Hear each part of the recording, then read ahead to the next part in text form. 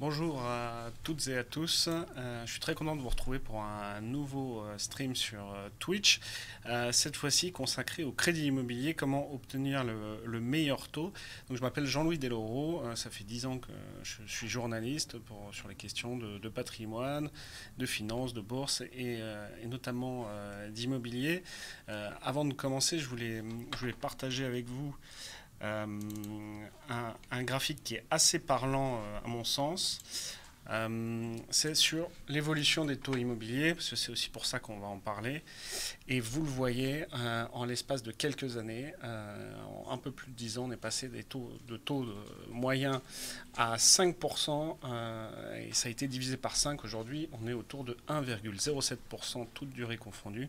Donc c'est extrêmement faible, c'est le plus bas historique, il n'a jamais coûté aussi peu cher d'emprunter. Après, on va voir avec nos deux invités ce qui est important sur son dossier, comment obtenir le meilleur taux, est-ce que c'est toujours avantageux, est-ce qu'on a vraiment un meilleur pouvoir d'achat immobilier qu'avant.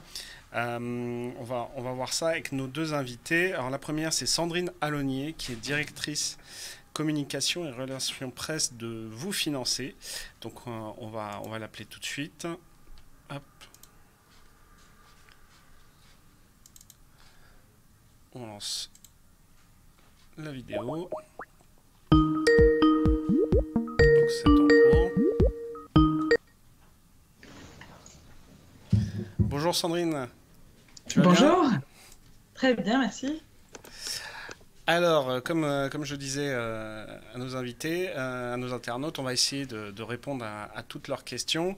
Déjà, ça commence avec des cas assez particuliers. Alors, bien évidemment, on va essayer de répondre à vos questions, mais l'immobilier et encore plus les crédits immobiliers, c'est vraiment une affaire de cas particuliers avec des dossiers. Donc, on essaiera de répondre à vos questions, mais il faut toujours se tourner vers votre banquier, vers un courtier, vers un professionnel de l'immobilier pour votre cas particulier, pour en savoir plus et prendre des décisions. Je pense à ça notamment, alors merci à tous d'être là. C'est Voilà Thomas, par exemple, qui commence avec une question assez pointue, c'est: je souhaite partir loin de la France, est-ce que c'est un bon plan d'emprunter ici? Qu'est-ce que tu en penses, Sandrine? Alors, loin de la France, ça dépend où, mais c'est vrai que globalement, les banques françaises sont un peu réticentes à financer des biens à l'étranger, tout simplement parce elles ne connaissent pas bien le marché à l'étranger. Par exemple, si monsieur veut partir vivre dans une cabane en Thaïlande, voilà, ça va être compliqué pour une banque française de financer ça, puisque du coup, elle va pas avoir de garantie sur le bien.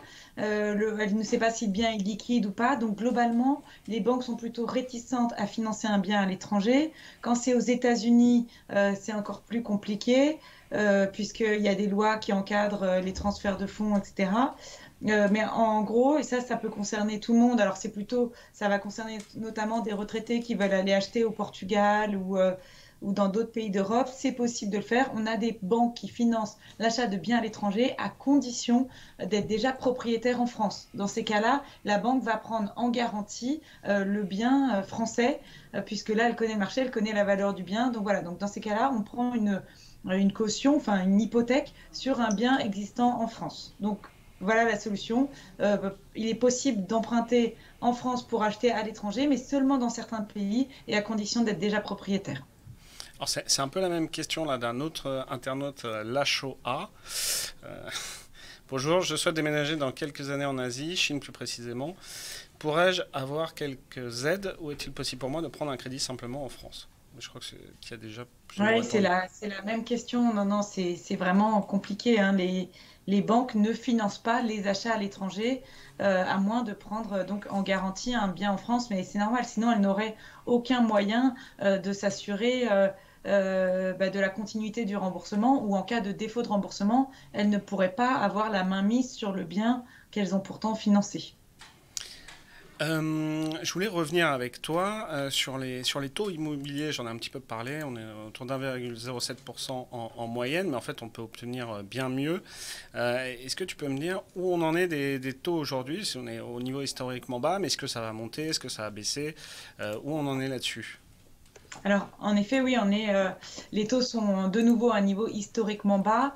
Alors, la durée, enfin, le taux de 1,07, il est toute durée confondue, mais en moyenne, on peut emprunter à 1% sur 15 ans, 1,15, 1,20% sur 20 ans et 1,4% sur 25 ans. Mais avec un très bon dossier, dans le meilleur des cas, on arrive à obtenir des taux à moins de 1% sur toutes les durées. Mais attention, parce que c'est très bien de dire que les taux sont historiquement bas, mais moi je dirais qu'on est dans un marché à deux vitesses, où d'un côté on a les bons emprunteurs, ceux qui sont choyés, voire même courtisés par les banques et qui eux peuvent bénéficier de ces taux historiquement bas, et de l'autre côté on a toute une frange des emprunteurs qui ne peut plus emprunter à cause du contexte économique, de la frilosité des banques, des normes du Haut Conseil de stabilité financière. Donc c'est un peu paradoxal. Oui, les taux sont historiquement bas, mais tout le monde ne peut pas en profiter. Globalement, pour profiter des taux bas, le client modèle, ça va être un couple en CDI qui de préférence n'a pas été au chômage partiel, qui a quand même au moins 10% d'apport pour financer les frais et qui a des bons revenus au-delà de 5 000 euros à deux. Donc ça, c'est vraiment le profil idéal. Et à côté de ça, il y a le profil plus compliqué, les artisans commerçants. Alors heureusement, on a aujourd'hui la réouverture de quand même tout un pan de l'économie. Donc ça va donner de la visibilité aux banques qui vont accepter de revenir un peu sur ces profils-là. Mais tout ce qui était entrepreneur, créateur d'entreprise, artisan commerçant, évidemment CDD, saisonnier, qui travaillent dans le tourisme, l'aéronautique ou l'événementiel, ça reste très compliqué à financer. Donc, taux historiquement bas, oui, mais malheureusement, pas pour tout le monde. Alors, il y a une question de Coé4491. Merci Coé de nous suivre et de poser des questions. Est-il toujours possible d'emprunter à 110%? C'est un peu en lien. Avant, c'était assez simple. On a l'impression que les banques ont un petit peu serré la vis là-dessus, notamment pour les jeunes. Oui, oui, oui, tout à fait. Alors, non, pour les jeunes, il peut y avoir des exceptions. Alors, c'est vrai qu'en 2019, là, c'était les vannes, toutes les vannes étaient ouvertes, on prêtait sans problème à 100%, voire même 115%. C'est-à-dire qu'on prête la valeur du bien, plus les frais, plus des travaux s'il y a besoin. Aujourd'hui, globalement, les banques n'acceptent plus cela. Les banques ne veulent pas prêter un montant supérieur à la valeur du bien, tout simplement parce qu'en cas de baisse des prix, voilà, il faut que vous puissiez commencer à amortir rapidement votre crédit. Donc c'est vraiment pour se prémunir en cas de baisse des prix et en cas de revente contrainte au bout de 5 ans pour que vous ayez déjà remboursé un peu. Donc globalement, les banques demandent 10% d'apport minimum pour que vous puissiez financer tous les frais via votre épargne. Mais même s'il y a des travaux, elles n'accepteront pas de financer les travaux. Donc il faudra avoir encore davantage d'apport. Alors ça, c'est ce qu'on constate, hein, c'est minimum 10% d'apport, voire plus, parce qu'il faut en plus une épargne résiduelle après opération. Parce que si vous grattez tous les fonds de tiroir pour aller chercher de l'épargne et qu'il ne vous reste vraiment plus rien, admettons que vous arrivez dans une maison qui est un peu loin des transports, finalement vous devez acheter une deuxième voiture pour aller à la gare, et si vous devez reprendre un crédit à la consommation, bam, surendettement. Admettons, vous vous êtes pas rendu compte que la toiture était à changer, si vous devez refaire un crédit travaux, pareil, ça peut vous emmener vers le surendettement. Donc elles sont très vigilantes à ça. Toutefois, une bonne nouvelle, là on sent quand même qu'on a une légère détente depuis 2 ou 3 mois, et avec certaines banques, notamment pour les jeunes, on accepte de financer, on arrive à financer encore des profils à 110%. Parce que les banques peuvent comprendre que quand vous venez de démarrer dans la vie active, ça fait 2 ans que vous êtes en CDI, 2, 3 ans. Oui, on ne parle pas juste de la période d'essai, hein, 2, 3 ans en CDI, on peut comprendre que vous n'ayez pas mis de côté les 15, 20 000 euros nécessaires pour arriver aux 10% d'apport.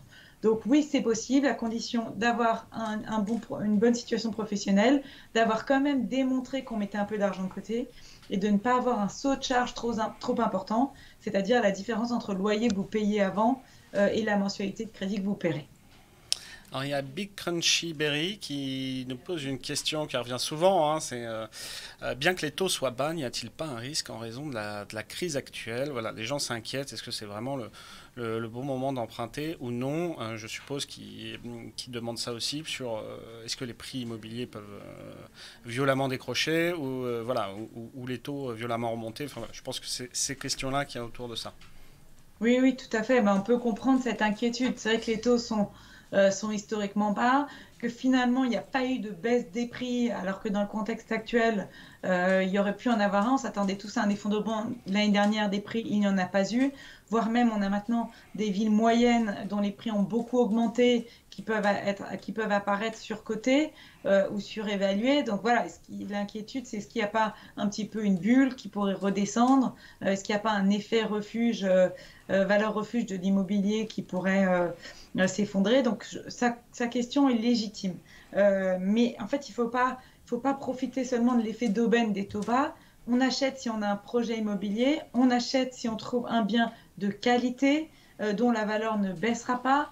On l'a bien constaté sur longue période, un bien proche des transports, de qualité, bien fait, ne perdra pas de valeur. Donc attention en effet à l'engouement un peu pour les maisons, ceux qui veulent acheter des maisons en ce moment, on sait que ça part très rapidement, les délais de vente ont beaucoup baissé, les prix beaucoup augmenté. Donc attention pour les biens un peu atypiques ou les souplex ou voilà, des biens qui pourraient perdre de la valeur. Mais sinon, on l'a vu sur longue période, même quand il y a eu des petites baisses de prix, alors c'est valable à Paris, mais aussi dans d'autres villes, après finalement la dynamique repart pour plusieurs raisons. Un, raison démographique qui soutient la demande, c'est-à-dire qu'on a de plus en plus de gens qui divorcent, et il y en a eu beaucoup là après le confinement. Du coup, bah, tension parce qu'il y a beaucoup plus d'achats de petites surfaces que de ventes. Raison donc démographique également, bon, bah, parce que voilà, il y a de nouveau chaque année des nouveaux primo-accédants qui arrivent sur le marché.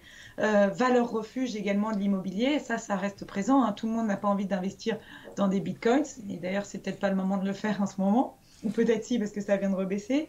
Et également, voilà, valeur refuge, préparation de sa retraite, constitution d'un patrimoine. On l'a bien vu, le marché immobilier est ultra résistant, même en période de crise. Donc, pour ceux qui ont un projet immobilier, ça peut être vraiment une bonne idée de profiter des taux bas. Je vous le disais, là, on a une légère détente quand même sur les conditions d'octroi de crédit, parce que le Haut Conseil de stabilité financière a assoupli ces conditions, parce que les banques sont encore en plein en ce moment en train de réaliser leurs objectifs de production de crédit. Donc, on arrive à faire passer des dossiers qui ne passaient pas l'année dernière ou qui ne passeront peut-être plus en fin d'année.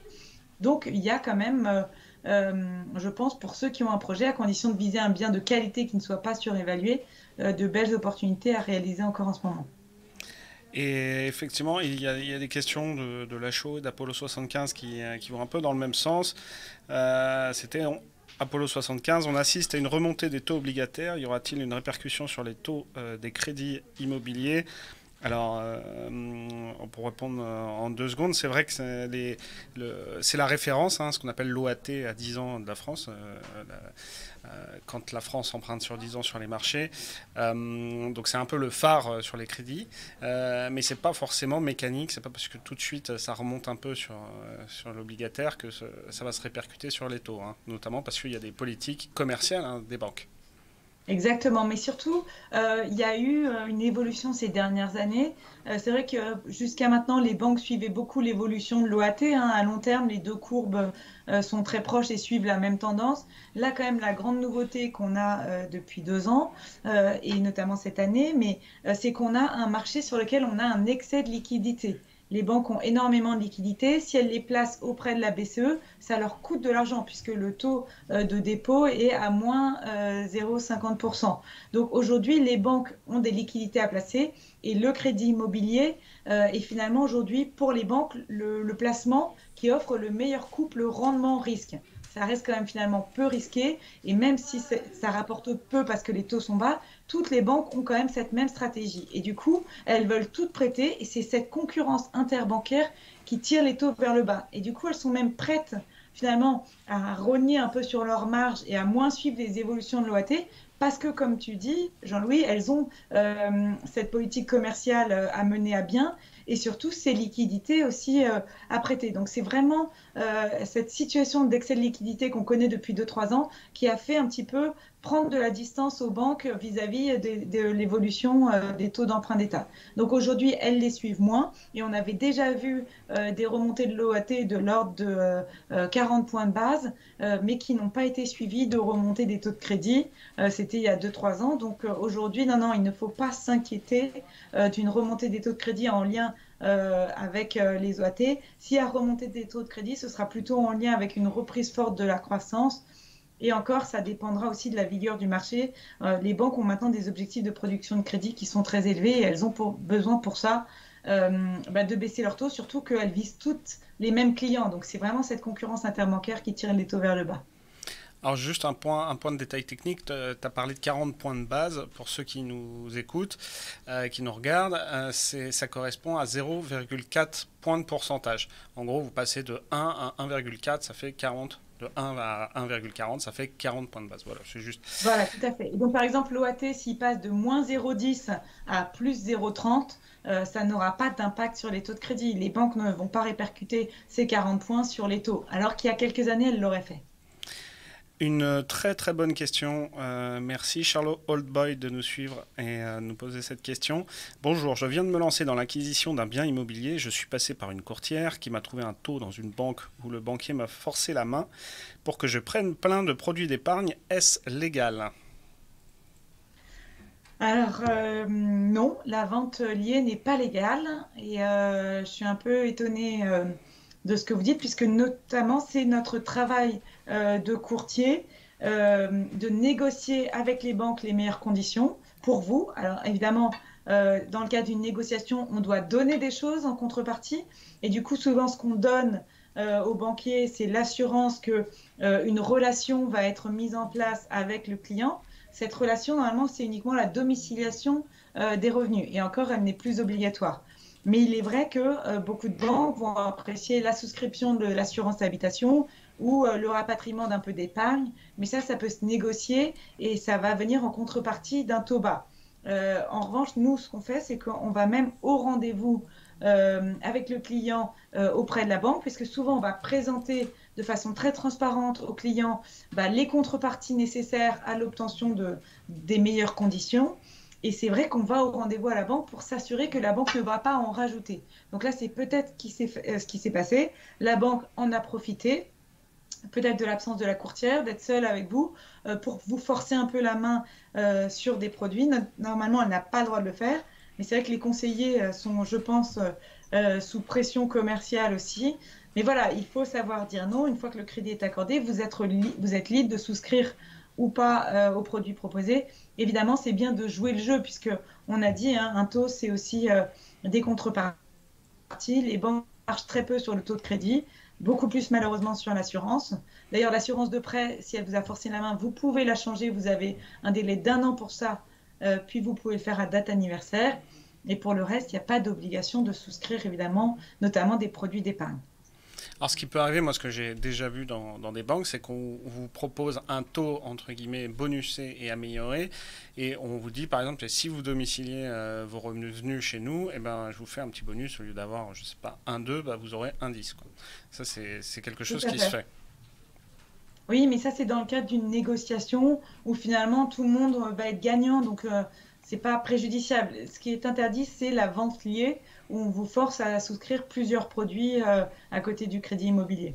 D'ailleurs, Charles Oldboy, je ne sais pas où vous en êtes là-dessus, mais vous avez un délai de rétractation hein, quand on vous fait souscrire un peu comme ça sur le pouce des produits d'épargne, vous avez le droit de revenir en arrière. Alors, je ne sais plus pour les produits d'épargne, je crois que c'est 7 jours. Pour le crédit immobilier, c'est 10 jours, je crois. Oui, c'est Est-ce que, ça. est-ce que tu te souviens de ça? Non, non, je sais On, pas. Je on suis pourra pas sûre. vérifier, mais en tout cas, il y a un délai de Mm. rétractation. Ça, c'est absolument sûr. Alors, il y a Coe4491 qui nous dit: J'ai largement les 20 000 euros de côté en épargne liquide et ma conseillère a toujours été frileuse. C'est pas grave, les cryptos paieront la maison. Toi, est-ce que toi, ça t'arrive d'avoir des dossiers qui bloquent avec un apport qui est plutôt pas mal? Alors, en région parisienne, ça peut peut-être un peu bloquer parce que les prix sont très, très élevés, mais je sais pas où habite Coé 4491, mais 20 000 euros, ça commence quand même à être un apport plutôt bien. Tout à fait. Non, mais s'il dit j'ai les 20 000 euros, je pense qu'il parle des 20 000 euros nécessaires pour son achat de 200 000 euros. Mais malheureusement, aujourd'hui, il ne suffit plus d'avoir un CDI les 10% d'apport. La banque va également regarder d'autres critères. Donc déjà, c'est vrai qu'on ne sait pas si Coé est en CDI, donc il peut y avoir une frilosité par rapport à sa situation professionnelle ou s'il y a eu du chômage partiel. Et après, l'apport ne suffit pas. La banque va regarder plusieurs éléments. Donc, je vous le disais tout à l'heure, le saut de charge. C'est vrai que si, par exemple, Koé était locataire et payait 800 euros par mois, je suis désolée de le prendre comme exemple, hein, et qui finissait tous les mois un peu à découvert, et que là, il veut passer à une mensualité de 1000 euros, même avec les 20 000 euros d'apport, la banque peut refuser. Autre chose, le reste à vivre. Si, ça, c'est une notion très importante. Ça permet en fait ce que veulent éviter les banques en ce moment, c'est qu'il y ait un problème de remboursement du crédit. Donc elles sont très vigilantes vis-à-vis de ça. Et du coup, elles vont regarder d'autres critères malheureusement que l'apport. Le reste à vivre, bah, par exemple, là, on a une banque qui a augmenté ses critères de reste à vivre, notamment en région parisienne. Il faut avoir minimum 800 euros de reste à vivre pour une personne seule, 1500 euros pour un couple et 300 euros par enfant supplémentaire. On peut vite arriver à 2500 euros de reste à vivre. Donc le reste à vivre, c'est ce qui reste une fois qu'on a payé sa mensualité de crédit et ses principales charges. Donc il faut aussi, la banque va tenir compte de ça. On a parfois des refus alors qu'il y a de l'apport parce que le reste à vivre n'est pas suffisant ou que le saut de charge est trop important ou que la situation professionnelle n'est pas considérée comme stable ou encore que les comptes sont mal tenus. Donc si les comptes sont mal tenus, s'il y a eu des découvertes bancaires, etc., il faut différer l'achat de 3-4 mois puisque la banque demande seulement les 3 derniers relevés de compte.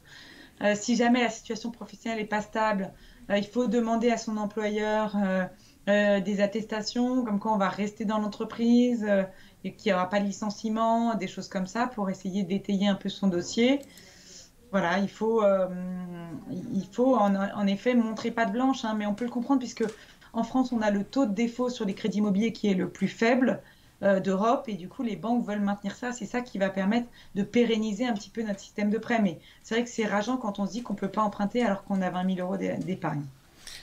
Alors, Stéphane de Lille, bonjour. Stéphane de Lille qui nous demande si on peut autofinancer son bien, est-il quand même plus intéressant d'emprunter pour une acquisition? Donc, je suppose que ce qu'il veut dire, c'est qu'il pourrait payer cash sa maison ou son appartement et il se demande est-ce que ça vaut vraiment la peine d'emprunter. Alors, bah écoutez, c'est une très bonne question. Alors, tout dépend quand même de son âge. Donc, évidemment, moi, je vais vous dire que les taux sont bas et du coup, ça vaut le coup d'emprunter, mais il faut aller un petit peu plus loin.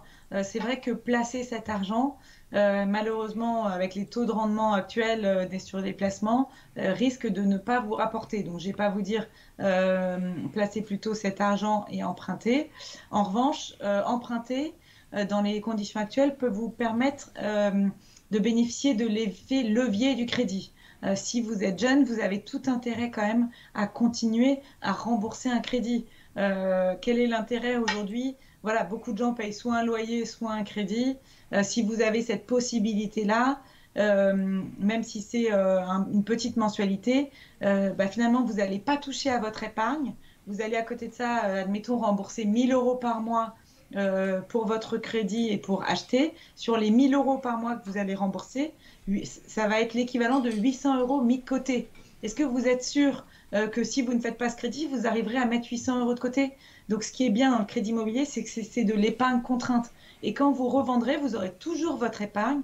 Plus vous aurez mis 800 euros de côté, l'équivalent pendant peut-être 5-6 ans. Et du coup, ça va faire grossir votre patrimoine. Alors que puiser dans votre épargne, a priori, va plutôt le faire diminuer. Donc moi, le conseil que je donne, c'est, voilà, tant qu'on peut, bah, continuer quand même à avoir un crédit immobilier pour, bah, une fois la retraite ou une fois que, si vous voulez arrêter de travailler à 50 ans, eh bien voilà, vous aurez cette épargne plus de crédit à rembourser. Et je pense que c'est ça le meilleur conseil. Oui, j'ajouterais si en plus vous avez peur de avoir moins de marge de manœuvre, etc. Si vous êtes locataire, vous pouvez aussi fixer un montant de mensualité qui va correspondre à votre ancien loyer à peu près, charges comprises. Et donc en fait, comme ça, vous le sentez même pas passer. Effectivement, ça fait de l'épargne forcée. Apollo 75 qui nous pose une question, merci, pour les courtiers. Hein. Je voudrais savoir quel est l'intérêt de passer par un courtier immobilier dans ce contexte de taux bas, car les courtiers ont moins de marge de manœuvre pour faire baisser des taux qui sont historiquement bas. Qu'est-ce que tu en penses? Alors tout à fait, c'est quand même une très très bonne remarque, mais notre travail, on n'est pas que des chasseurs de taux, hein, et bien heureusement parce que sinon on serait au chômage puisque les taux ne font que baisser et sont historiquement bas depuis maintenant 5 à 8 ans. Non, il y a plusieurs intérêts de passer par un courtier. Je pense que les consommateurs l'ont bien compris, puisque aujourd'hui, c'est 60% des Français qui passent par un courtier pour leur crédit immobilier. C'est énorme, même moi j'ai été surprise par le chiffre. Sur ceux qui ont acheté ces 3 dernières années, la proportion est de 6 Français sur 10. Alors pourquoi? Elle a augmenté cette proportion parce que beaucoup ont peur de ne pas trouver un crédit. Ont peur de ne pas obtenir leur crédit, hein. Les conditions d'octroi se sont durcies. Là, on en a pas mal parlé. On voit que ce n'est plus aussi simple qu'avant d'obtenir un crédit. Nous, on va savoir quelle banque est en retard sur ses objectifs de production de crédit, quelle banque peut accepter les prêts sans apport, quelle banque peut vous prêter sans assurance si vous avez un problème de santé, quelle banque va rechercher plutôt les jeunes, quelle banque plutôt les profils haut de gamme, quelle banque va vous faire un crédit achat-revente plutôt qu'un relais classique et qui ne passerait pas compte tenu de votre dossier. Donc on va avoir en fait une multitude de solutions à proposer, plus un accompagnement dans toutes les démarches dès le montage du dossier, en vous conseillant sur les aides, les prêts à taux zéro dont vous pouvez bénéficier, les aides locales, les aides de votre ville, des choses comme ça, jusqu'à donc la signature chez le notaire, on le disait tout à l'heure, et en passant par le rendez-vous banque, où on va bien s'assurer que la banque ne vous aide pas, enfin ne vous impose pas trop de produits. Alors bien sûr, vous pouvez seul obtenir sans doute un très bon taux, voire même un taux aussi bon, voire même peut-être un taux meilleur, mais il vous faudra faire le tour des banques, prendre plusieurs rendez-vous, peut-être même poser des jours de congé pour ça. Mais si vous avez le temps, si vous êtes un bon négociateur, vous pouvez évidemment très bien le faire seul. Ça vous fera économiser les frais de courtage qui sont de 1% du montant emprunté. Mais il y a plein de gens qui se sentent pas à l'aise pour négocier. Quand on fait un achat pour la première fois, il y a plein de termes qu'on ne connaît pas. Garantie, hypothèque, délai de rétractation, 11 jours pour signer l'offre de prêt, enfin 10 jours avant de renvoyer l'offre de prêt. Donc voilà, il y a des gens qui ont besoin d'être accompagnés par ça, pour ça, d'autres non. En tout cas, sur les taux, je vous rejoins. Nous ne sommes pas des chasseurs de taux, on est plutôt des accompagnateurs et des experts pour trouver des solutions avec des banques qui ne travaillent pas avec le tout venant, qui travaillent qu'avec des courtiers, donc des solutions que vous ne trouverez pas ailleurs. Et moi, ce que je conseille parfois, c'est, même si les courtiers aiment pas forcément ce discours-là, mais c'est aller dans une banque ou deux pour voir justement négocier vous-même en direct, et puis faites jouer au moins un courtier à côté pour voir ce qu'il arrive à vous obtenir. Comme ça, vous verrez assez vite. Donc ça Mhm. permet de mixer. Alors une autre question internationale, j'ai envie de dire, de Elec. Bonjour, je réside en Allemagne avec un très bon salaire et je souhaite faire des investissements locatifs en France. Quelles sont les contraintes vis-à-vis des banques? Les taux sont-ils plus élevés? Est-ce qu'on me demande plus d'apports?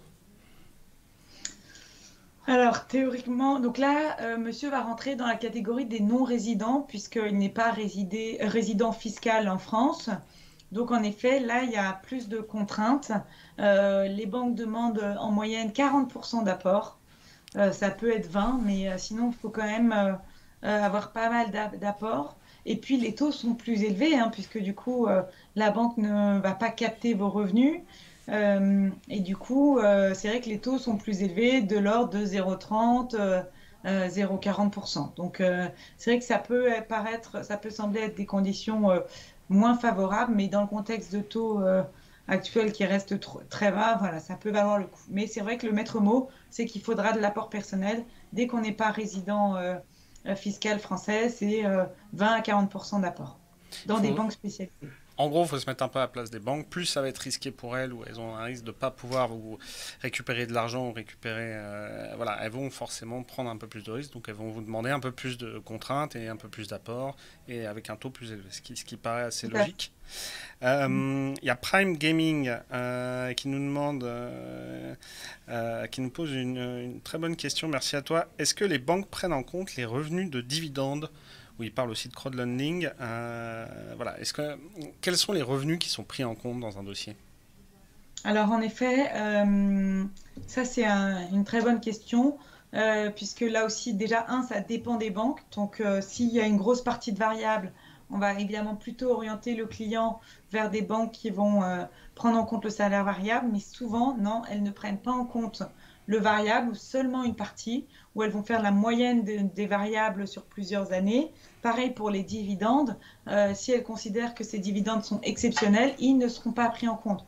Vous allez souscrire un crédit pour une durée moyenne de 20 ans, que vous garderez au moins 8 ans. la banque doit s'assurer au maximum de la pérennité de vos revenus sur ces 8 années. Mais c'est vrai que si tout ce qui est prime exceptionnelle, dividendes, bonus, etc., peuvent ne pas être pris en compte s'ils ont justement ce caractère trop exceptionnel. Alors une question qui tombe bien pour toi, Sandrine, de Safaricas 1. Merci Safaricas. Quel est l'âge maximum à partir duquel cela devient bloquant pour obtenir un crédit immobilier, puisque vous financez a fait une étude cette semaine là-dessus. Alors, donc, il n'y a pas d'âge bloquant, si je puis dire. Enfin, parfois, on a le sentiment qu'à partir de 50, 60 ans, c'est trop tard pour emprunter. Théoriquement, les banques prêtent jusqu'à 75 ans, âge de fin de prêt, qui est l'âge de couverture de l'assurance décès invalidité. Mais avec une délégation d'assurance, on peut aller jusqu'à 95 ans, âge de fin de prêt. Et on a même aujourd'hui des solutions pour emprunter sans assurance.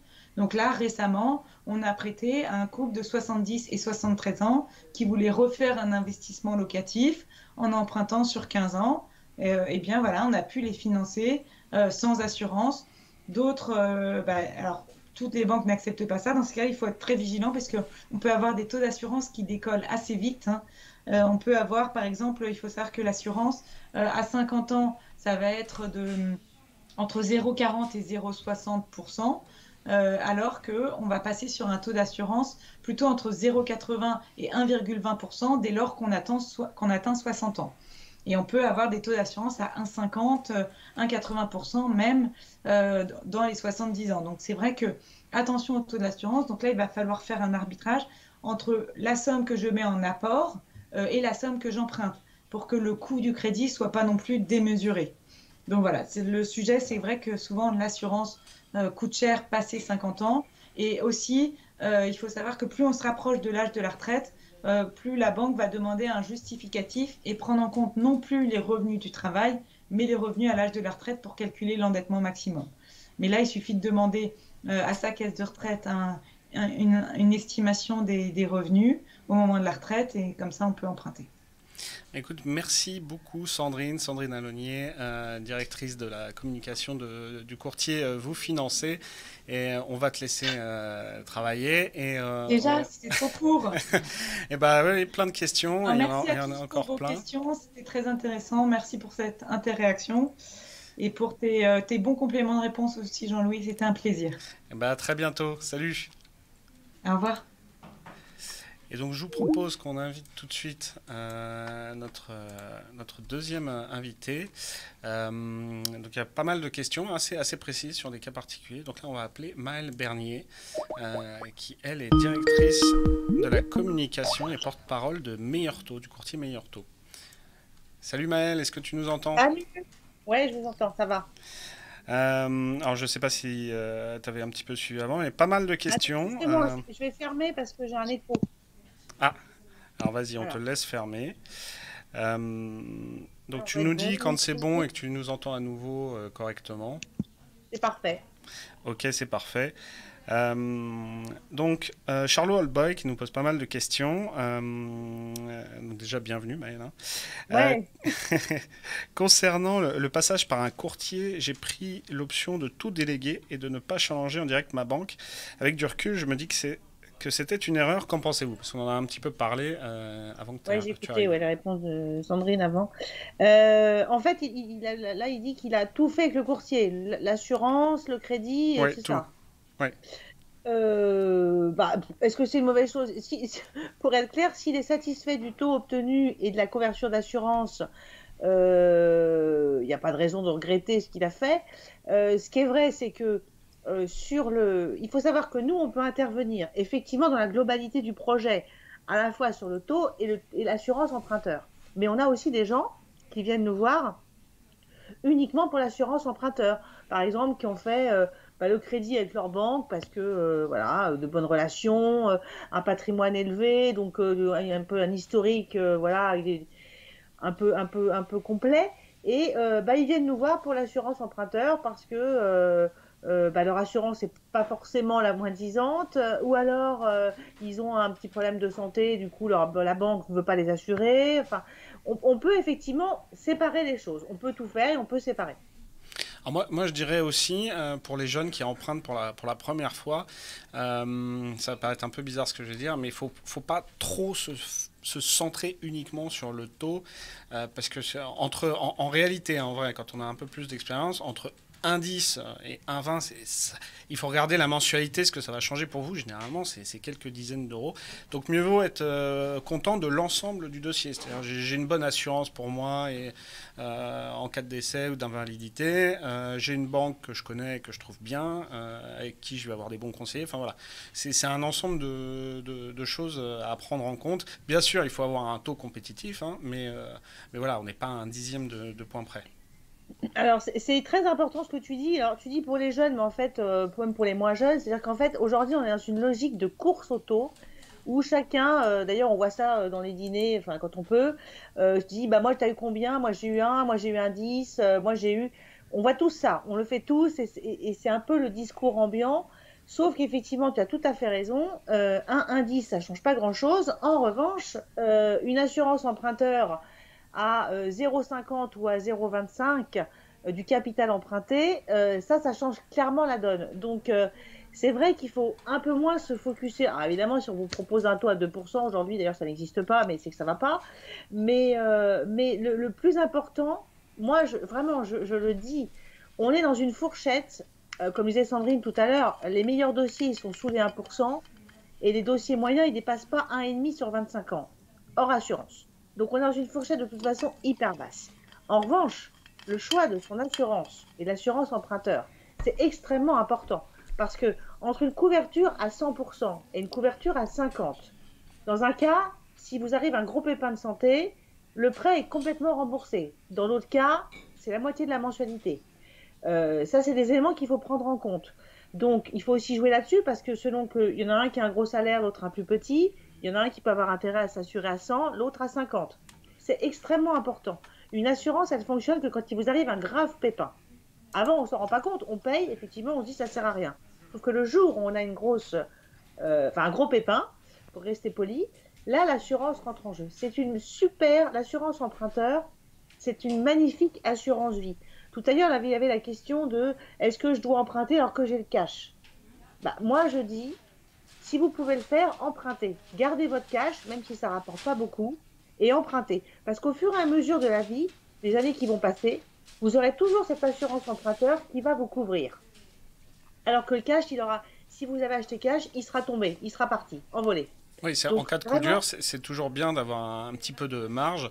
Et d'ailleurs, c'est pareil pour le crédit immobilier au niveau des mensualités. C'est bien de ne pas se mettre trop, entre guillemets, au taquet. Parce ouais. que quand on est propriétaire, en fait, on a tendance à l'oublier quand on achète pour la première fois, en tout cas. Vous allez avoir la taxe foncière, vous allez avoir des charges de copropriété, généralement, si vous êtes en copropriété.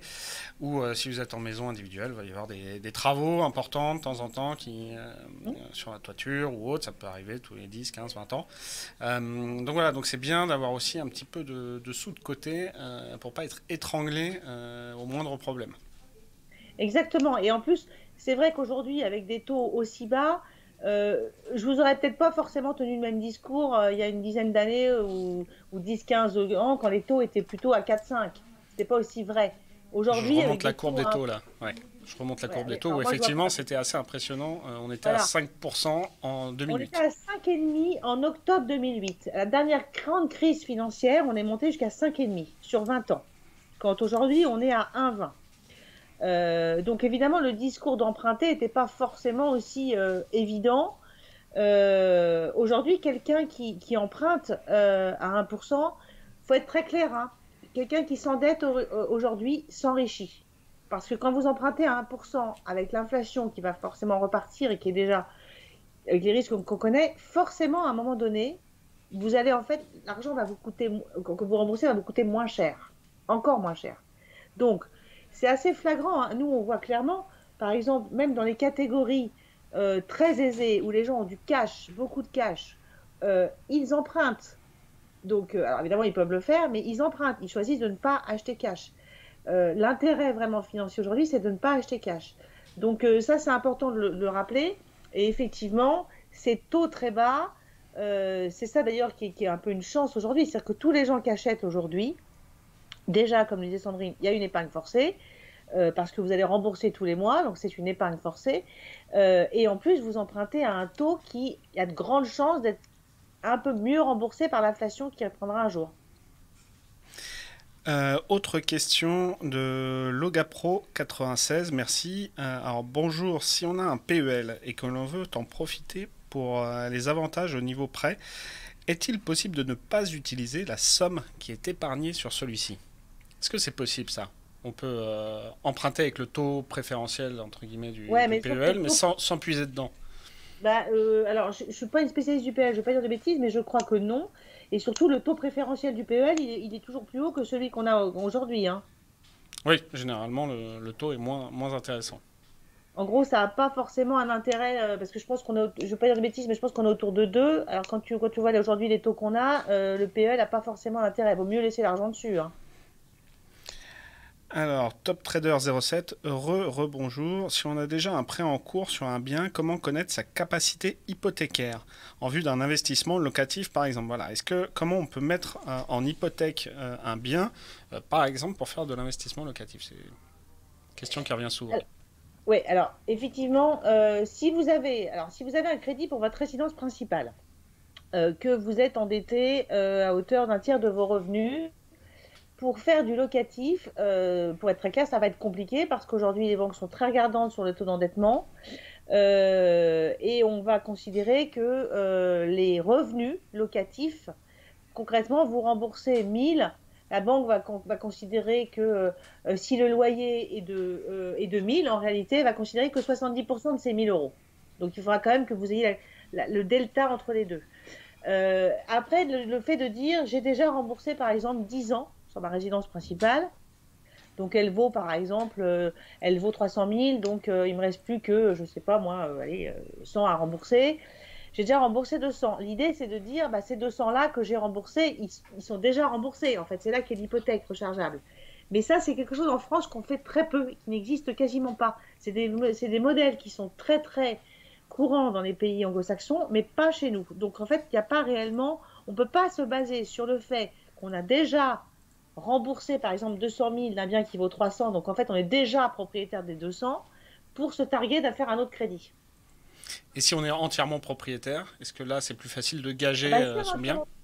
si on est entièrement propriétaire, ça veut dire qu'il n'y a plus de crédit. Donc ça veut dire que la capacité d'endettement elle est remise à zéro. C'est vrai. Donc Euh, voilà. Mais c'est vrai que oui, c'est un système qui est plus américain ou anglo-saxon C'est tout à fait d'hypothéquer. ça. Et les banques en France sont frileuses, et notamment, enfin, ce qu'elles vous disent quand vous leur parlez de ça, c'est qu'elles savent pas faire, puis elles n'ont pas envie de faire, d'aller chercher, s'il y a un problème, d'aller chercher la maison, de la saisir, de la revendre. Ce qui se fait très Tout à couramment fait. aux États-Unis. En France, ça se fait quasiment jamais. Alors, Euh, on a plein de. Ouais, mais après, nous, on a plein d'avantages qu'ont pas les Américains, les pays anglo-saxons, hein. On est en taux fixe, eux, ils sont en taux variable. On a d'ailleurs vu en 2008 là, comment ça s'est passé chez eux, comment ça s'est passé chez nous, c'est pas la même chose. C'est vrai que ça peut paraître un peu frustrant, mais aujourd'hui, il n'y a pas de solution vraiment purement et simplement. Puis alors en plus, vu que les banques, on leur a quand même demandé d'être ultra vigilantes sur l'endettement, le taux d'effort, qui fait les fameux 35% qu'on ne peut pas dépasser, c'est pas aujourd'hui qu'elles vont se lancer dans des choses comme ça, hein. alors, Kinder Surcrise qui dit il faut surtout regarder le coût du crédit. Alors, ce qui est intéressant, c'est est-ce que tu peux revenir avec nous? Qu'est-ce qu'on entend par coût du crédit? Qu'est-ce que ça englobe? Parce qu'en fait, il y a beaucoup de choses là-dedans. Alors non, en fait, il n'y a pas tant que ça. Le coût du crédit, c'est nous quand on parle en tant que les professionnels, quand on parle du coût du crédit, on ne parle que du coût des intérêts d'emprunt. C'est-à-dire qu'en fait, j'emprunte 200, j'ai à 1%, j'ai de 30 000 euros d'intérêt sur l'ensemble du prêt. Le chiffre n'est pas forcément bon, hein, mais voilà, j'ai 30 000. Ça, c'est le coût du crédit. Ensuite, on ajoute à ce coût du crédit, c'est vraiment pour que les gens sachent bien lire à quoi ça correspond. On ajoute le coût de l'assurance, et c'est un coût en plus. Mais le coût du crédit, c'est le coût des intérêts seuls. Autre question, si on a eu un crédit à 1,70 sur 20 ans en 2017, est-ce qu'on renégocie? Faut renégocier là, non? Eh ben écoutez, alors ça c'est une super bonne question parce que, alors c'est toujours, je vais faire une réponse un peu normand. Ça dépend. Si effectivement c'est en 2017 que c'est donc un crédit, ça fait 4 ans, mais que c'est un crédit à long terme. C'est-à-dire qu'en fait, sauf si c'est un crédit sur 10 ans, ce que je veux dire, c'est que ça vaut pas le coup. Mais on va partir du principe que c'est un crédit au moins sur 20 ans, qui est en gros Oui, la c'est sur 20 majorité. ans, c'est Ah, ce qui sur est 20 ans. marqué. Alors, tout dépend maintenant de la somme empruntée. Il faut qu'il y ait un capital restant dû qui soit au moins égal à 70 000 euros. Ça veut dire en gros que si la personne a emprunté plus de 200 000 ou plus de 300 000, elle a encore beaucoup à rembourser, donc là, ça va valoir le coup. Donc de toute façon, pour ces sujets-là, c'est très simple. Il faut se rendre sur les simulateurs. Il y en a un très bien sur Meilleur Taux, mais il y en a ailleurs. Mais en tout cas, il faut remplir ces données. Ça prend à peu près 30 secondes. Vous remplissez la date de prêt, le montant du prêt emprunté au départ, le taux, et on va vous faire le calcul. Mais il est fort possible que s'il reste donc 16 ans à rembourser et que le prêt soit en plus de départ supérieur à 200 000, il y a un grand intérêt. Un peu la même question de Jalari. Merci pour ta question, Jalari. Quels sont les paramètres à prendre en compte avant d'entamer une procédure de renégociation de crédit immobilier, coût de rachat, et à partir de quelle baisse de taux environ cela devient intéressant sur durée équivalente? Alors, il y a 3 règles. La première, c'est on dit qu'il faut un point d'écart entre le taux que vous avez sur votre prêt et le taux moyen pratiqué au moment où on se parle sur la même durée. Concrètement, aujourd'hui, on est sur un taux moyen à 1,25 sur 20 ans. Quelqu'un qui a donc un taux à 2,25 sur 20 ans, c'est gagné, il a raison de le faire. Vous voyez ce que je veux dire? Ensuite, il faut qu'il y ait un capital restant dû, comme je disais tout à l'heure, au moins égal à 70 000 euros, parce que plus le capital à rembourser est élevé, plus le gain sera important. Et ensuite, il faut être dans le premier tiers du prêt, parce que c'est au moment où vous payez le plus d'intérêt. Si vous regardez un tableau d'amortissement, au début du prêt, vous avez sur une mensualité de 1 000 euros, vous allez payer 800 ou 850 ou 900 d'intérêt, et le reste, c'est du capital. Alors ça, c'est les règles telles qu'on pourrait les énoncer de manière très stricte, si on n'a pas beaucoup de temps. Ensuite, il est vrai que vous pouvez avoir un écart de taux d'un peu moins. Je vous le disais tout à l'heure, 70 points de base, donc ça peut être, j'ai un 70 et j'ai une chance d'obtenir 1, et ça peut suffire. Maintenant, les frais. Quand vous renégociez un crédit immobilier, si vous renégociez avec votre banque, même si c'est avec votre banque, il y a de grandes chances qu'elle vous fasse quand même qu'elle paye quelques frais de dossier pour nouvel avenant, nouveau contrat. Ce n'était pas forcément vrai il y a quelques années, c'est vrai aujourd'hui. Enfin, c'est vrai depuis 1 ou 2 ans. Si en revanche vous faites racheter votre crédit, c'est-à-dire que vous renégociez avec un courtier qui vous fait donc changer de banque. Dans ces cas-là, c'est un rachat par la concurrence et vous aurez à payer ce qu'on appelle les pénalités de remboursement anticipé, qui sont légales, donc qui sont à hauteur de 3% du capital restant dû, limité à 6 mois d'intérêt au jour de la renégo. Ça veut dire par exemple qu'aujourd'hui, au 19 mai, s'il vous reste 150 000 euros de capital restant dû, on fait 3% de 150 000 euros et on regarde au niveau du 19 mai quel est le montant des intérêts et on fait x6. Et ça, c'est le max à payer. Ça, c'est légal. Et ensuite, bah, vous aurez évidemment peut-être la clôture de compte. Voilà, mais c'est globalement à peu près les seuls frais, on va dire, qui sont à prendre en compte. Nouvelle question d'Apollo 75. Merci Apollo 75. À partir de quel moment d'encours en euros on ne peut plus emprunter, même si nos biens nous ramènent un cash flow positif? Ce que je comprends là, c'est à partir.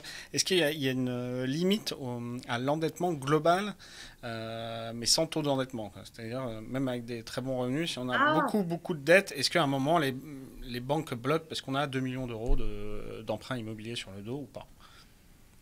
Alors écoutez, j'avoue que ce n'est pas forcément des cas qu'on a tous les jours, mais je sais on fait assez souvent, en région parisienne notamment et dans Paris, les prêts à 1 million, 1 million 2, 1 million 4, il y en a quand même assez souvent, donc c'est pas la grande majorité, mais sur le principe, il n'y a pas de maxi édicté. Mais en gros, là, tout dépend de la situation quand même.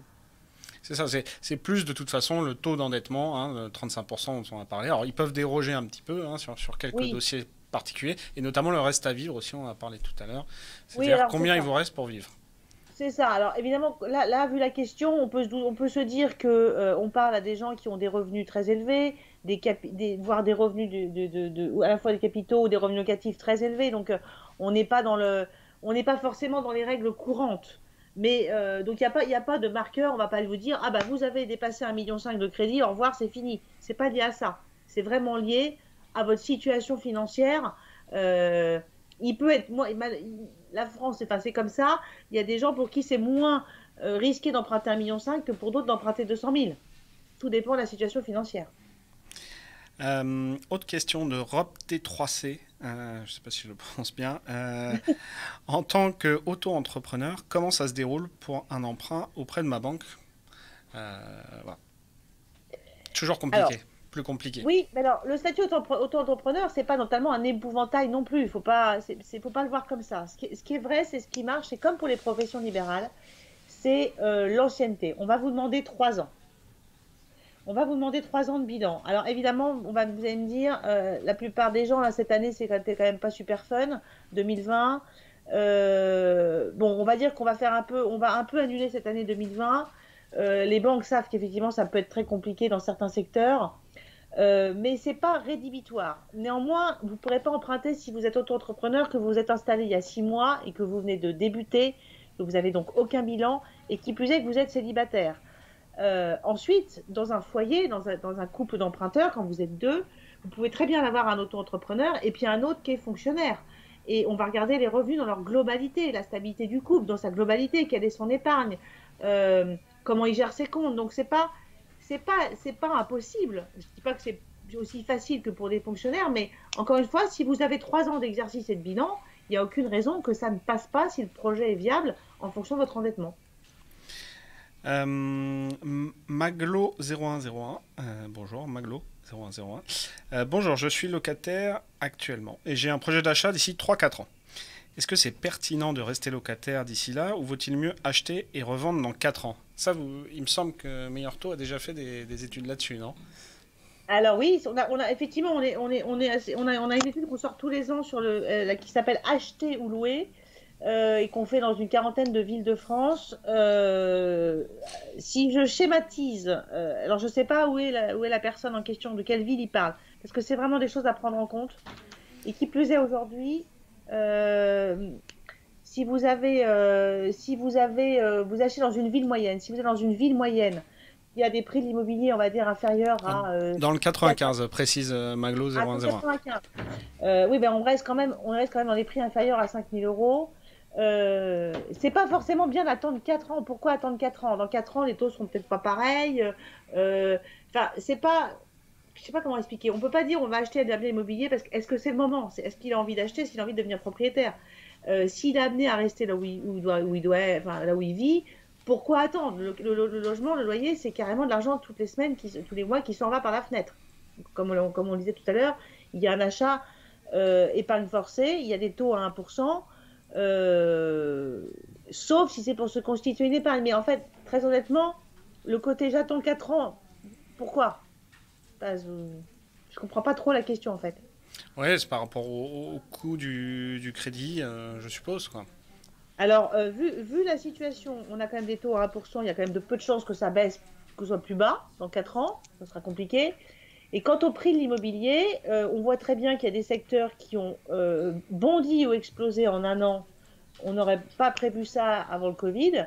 Il y a d'autres secteurs où ça commence un peu à stagner, mais enfin on n'est pas non plus en décrue.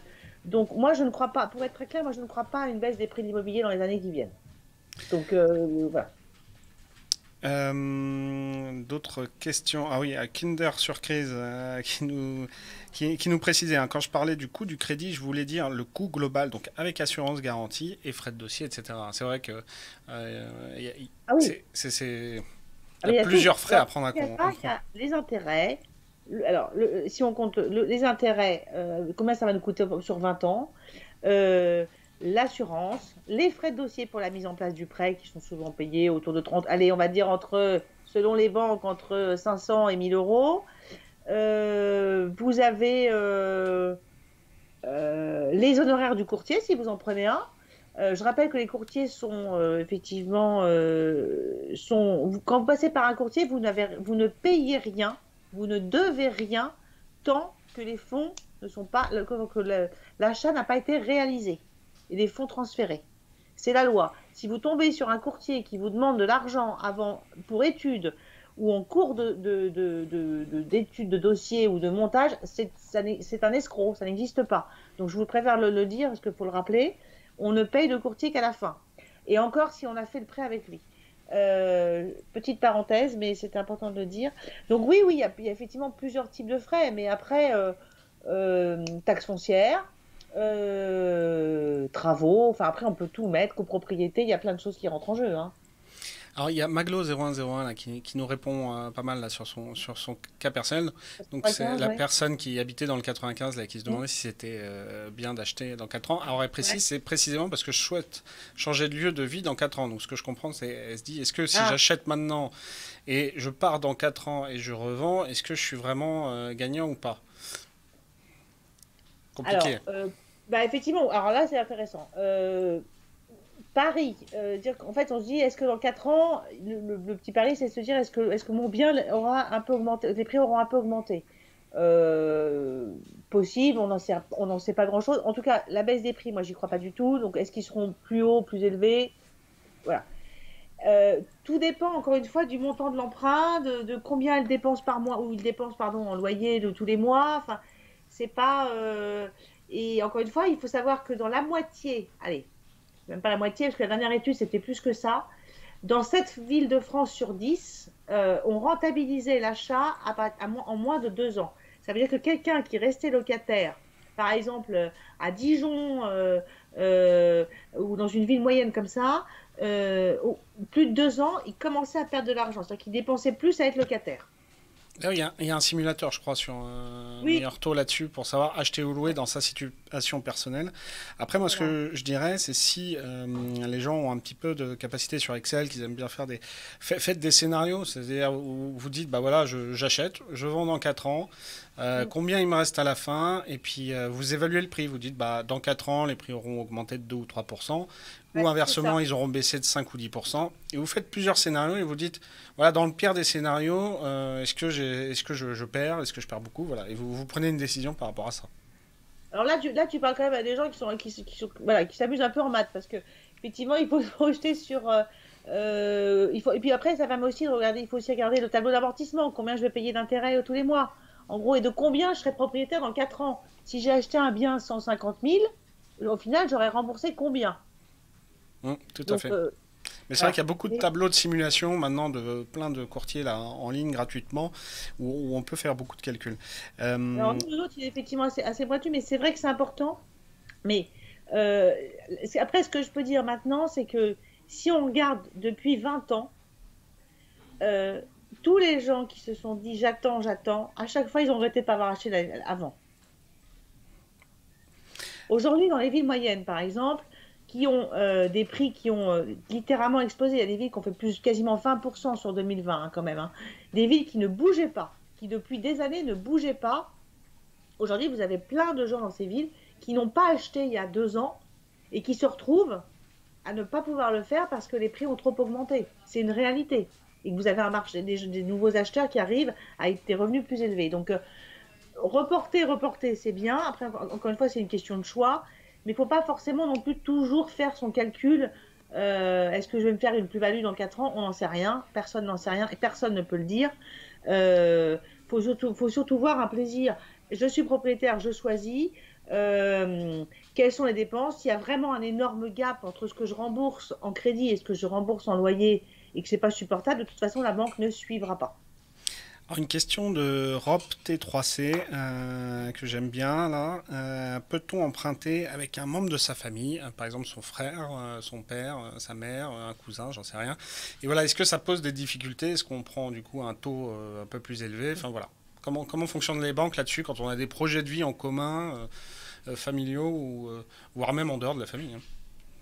Alors c'est pas, oui, justement, c'est important parce que c'est pas forcément pareil si c'est en dehors de la famille. Mais si vous êtes en famille, en général, ça existe, hein, c'est assez courant. En général, on est en SCI, on se met en SCI familiale.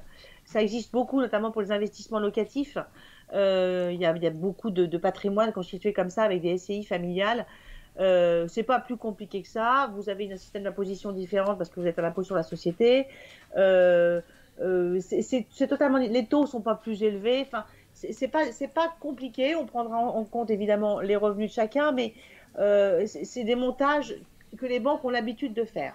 Ensuite, si vous voulez acheter, alors le côté j'achète avec des copains, par exemple une maison de campagne. On a vu pas mal ça. Enfin, on l'a vu pas mal. C'était un vrai sujet par un moment donné. Bon, là, il faut être sûr quand même quand on s'engage. Parce que dans une SCI familiale, il y a quand même le mot famille, même si c'est pas forcément parfait. Là, quand vous partez sur une maison avec des copains, il faut quand même être très très sûr. Vous n'êtes pas forcément dans un locatif. Locatif, vous n'avez pas d'affect. Dans un projet de résidence secondaire ou un peu plaisir avec des amis, là, il faut savoir dans quoi vous mettez les pieds. Bien s'entendre, quoi. Voilà. Avant de terminer, je voulais revenir un peu avec toi sur le pouvoir d'achat immobilier, parce que certes, les taux ont beaucoup baissé, mais les prix ont beaucoup progressé, donc c'est ce qui a quand même pas mal compensé. Et donc j'ai retrouvé ce graphique, c'était une étude... alors attends, si j'arrive à la mettre... Hop. Alors que je ne vois pas, c'est le problème. Est-ce que c'est l'étude qu'on avait faite avec Marianne? Ah non, mais c'est à peu près au même moment, mais c'était sur le pouvoir d'achat immobilier en France métropolitaine de 99 à 2019, mais là, c'était à partir des données Banque de France et INSEE, mais ça revient à peu près au même. Et on voit en fait qu'il y a eu un fort décrochage entre 99 et 2008, et par contre, Mhm. depuis, on a quasiment tout rattrapé, et C'est qu'on ça. est au même niveau de pouvoir d'achat immobilier qu'en 2000. C'est ça. Et ben, c'est exactement ça. En fait, on est mieux. Alors, même dans certaines villes, on est mieux aujourd'hui qu'il y a 20 ans. Si on schématise, entre 99 et 2008, les prix ont augmenté, les taux étaient plus élevés. Donc on était moins bien. Mais effectivement, on a, comme tu dis, absorbé en fait entre 2008 et 2020. Et vous avez aujourd'hui la situation qui est dans la trois quarts des villes moyennes, malgré la hausse des prix récente. Si vous considérez l'augmentation des salaires et autres, la situation est meilleure qu'il y a 20 ans. C'est-à-dire qu'en fait, vous avez un pouvoir d'achat plus élevé. Mais écoute, merci beaucoup Maëlle. Merci Merci. pour toutes tes réponses très éclairantes. Et puis, J'espère avoir été claire. oui, bah, je pense. Après, c'est vrai que c'est toujours des cas particuliers, donc c'est un peu compliqué de. Après, en fait, il faut un peu rentrer dans le détail, hein. Donc, Ouais, il y a Top Trader 07 qui nous dit super complet, merci. Maglo 0101 qui nous dit merci beaucoup pour vos retours. Voilà, bah, écoutez, parfait. Maëlle, on va te laisser. Eh ben, merci beaucoup et Je puis te bonne dis à la prochaine journée en fois. terrasse. C'est ça, on va essayer d'en trouver une. Ouais. À bientôt, salut. À bientôt. Au revoir. Alors. Voilà, donc on va se terminer là-dessus. Il y a encore pas mal, il y a encore pas mal de questions sur les crédits immobiliers, mais de toute façon, on sent qu'on en a sous la pédale là-dessus, parce que c'est des sujets très particuliers. Il y a beaucoup de cas particuliers, comme on l'a vu.